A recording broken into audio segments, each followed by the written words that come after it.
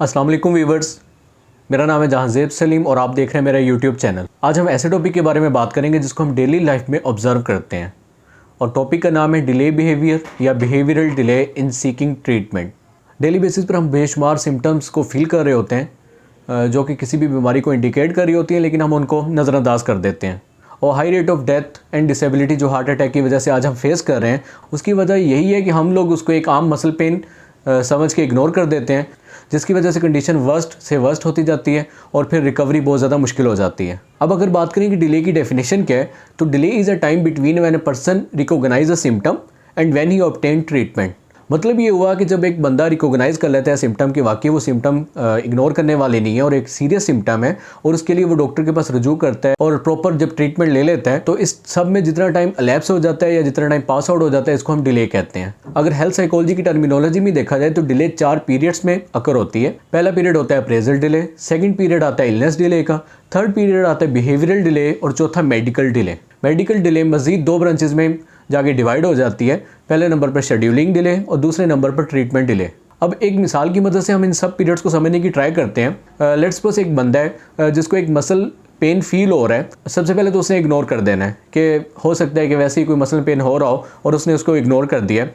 ऐसे ऐसे उसने ऑब्जर्व किया कि मसल पेन बढ़ता जा रहा है और रेगुलर और डेली बेसिस पर हो रहा है, तो उसने उस सिम्टम को सीरियस लेना शुरू किया और उसने ये जान लिया कि सिम्टम कोई मामूली नहीं है बल्कि वाकई कोई इलनेस को इंडिकेट कर रही है। तो ये जो टाइम पीरियड इलैप्स हुआ है या टाइम पीरियड पास आउट हो गया है कि सिम्टम को इग्नोर करते करते उसने सिम्टम को रिकॉग्नाइज करना शुरू कर दिया है, ये जो डिले आया ये अप्रेजल डिले में आएगा। अब अगर अप्रेजल डिले की डेफिनेशन की बात करें तो appraisal delay is a time to decide that symptom is serious. अब दूसरे नंबर पर आ जाती है इलनेस डिले। अब एक बंदे जिसने सिम्टम को तो सीरियस ले लिया है और उसने सोच लिया कि जो सिम्टम है ये किसी वाकई इलनेस को शो कर रही है, तो उसने डिसाइड कर लिया कि अब मैं इसका ट्रीटमेंट लाजमी करवाऊंगा, किसी डॉक्टर के पास लाजमी जाऊंगा। तो ये जो टाइम पीरियड इस सब में इलैप्स हो रहा है, इसको हम कहते हैं इलनेस डिले का टाइम पीरियड। अगर हम इलनेस डिले की डेफिनेशन की बात करें, illness delay is a time that elapse between recognition of symptom and decision to seek treatment. अब थर्ड है बिहेवियरल डिले। और उस बंदे ने ये भी सोच लिया कि ये जो मुझे सिम्टम्स शो हो रही हैं इसका मैं लाजमी कोई इलाज करवाऊंगा। अब इलाज करवाने का उसने सोच के जब वो इलाज करवाने एक्चुअली चला गया है, इस सब में जो टाइम पीरियड का इलैप्स हुआ है या टाइम पीरियड जो पास आउट हुआ है, ये आएगा बिहेवियरल डिले में। अगर हम बिहेवियरल डिले की डेफिनेशन देखें तो बिहेवियरल डिले की डेफिनेशन ये है कि time between deciding to seek treatment and actually to do so. और लास्ट है मेडिकल डिले।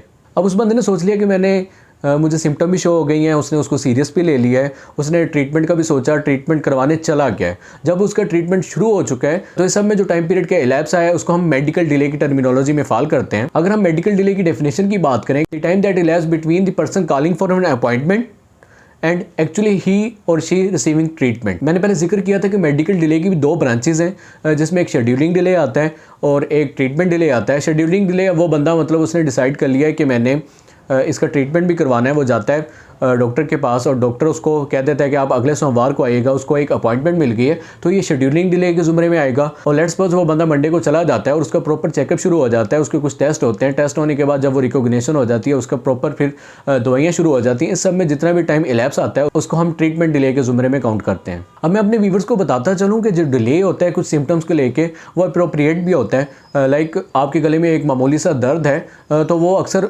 देखा गया है कि वो खुद ब खुद ठीक हो जाता होता है, तो उसमें अगर आप डिले करते हैं, ट्रीटमेंट नहीं लेते, तो वो अप्रोप्रिएट होता है। लेकिन बेशुमार मौक़ों पर ये बहुत ज़्यादा इनअप्रोप्रिएट साबित होता है, कंडीशन वर्स्ट से वर्स्ट हो जाती है। अगर हम काजेज़ की बात करें कि ये डिले क्यों होता है, लोग अब इतना डिले क्यों लेके आते हैं किसी भी ट्रीटमेंट को लेके, तो इसकी कुछ काजेज़ हैं। मतलब मुझे पेट में दर्द हुई है, मैंने अपनी अम्मी को बताया, अम्मी ने कहा कि यार पेट में दर्द तो मामूली सी बात है। वो मुझे कहती हैं ये टोटका आजमाओ, और फिर भी दर्द ठीक नहीं हो रही, फिर वो कहती हैं कि ये वाला टोटका आजमाओ, भाई कह देता है ये वाली चीज़ करो तो तुम्हारा पेट का दर्द चला जाएगा। तो ये जो टोटके हैं ये भी अक्सर अप्रोप्रिएट ट्रीटमेंट को लेने में डिले करवा देते हैं। दूसरी पैसे की कमी हो सकती है। एक बंदा है जिसको पता चल गया कि उसको बहुत ज़्यादा सीरियस हार्ट का इशू है और उसके पास पैसे भी नहीं है और उसको एक बहुत बड़ी फैमिली को सपोर्ट करना है, तो वो अक्सर अपने आप को तसल्लियाँ देता रहता है कि नहीं सिम्टम्स बहुत ज़्यादा सीरियस नहीं है और खुद ब खुद ठीक हो जाएंगी। ये चीज़ें भी डिले का बायस बनती हैं। फिर कुछ लोग जो फोबिक होते हैं मेडिकल ट्रीटमेंट को लेके, सिरिंज से उनको डर लगता है या इंजेक्शन से उनको डर लगता है, वो भी जानबूझ के डिले करते रहते हैं कि क्या पता सिम्टम्स खुद ब खुद क्योर हो जाएं और हमें डॉक्टर के पास नहीं जाना पड़े।